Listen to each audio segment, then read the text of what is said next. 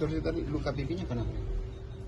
Dalam rekaman kamera pemantau minimarket, seorang pemuda terlihat menerobos antrean pembayaran dan langsung mengancam kasir dan juga sejumlah pengunjung. Peristiwa ini terjadi di sebuah minimarket di Jalan Galangan Kapal, Kecamatan Talok, Kota Makassar. Beruntung saat kejadian, terdapat seorang petugas yang tengah berpatroli. Pelaku pun ditangkap meski sebelumnya sempat mencoba melakukan perlawanan.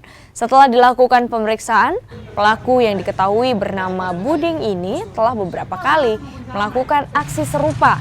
Petugas yang melakukan penyelidikan menyebut pelaku diduga dalam pengaruh obat-obatan. 30 Wita, tim patroli perintis presisi Direktur Samapta Polda Sulsel melaksanakan patroli mengantisipasi kejahatan jalanan maupun aksi premanisme di jalan Galangan Kapal.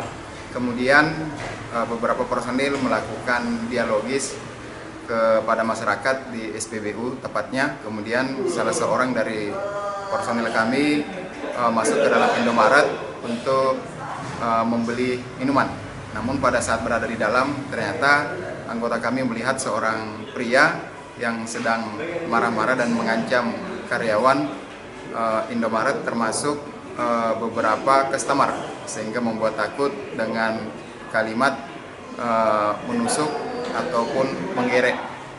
Kemudian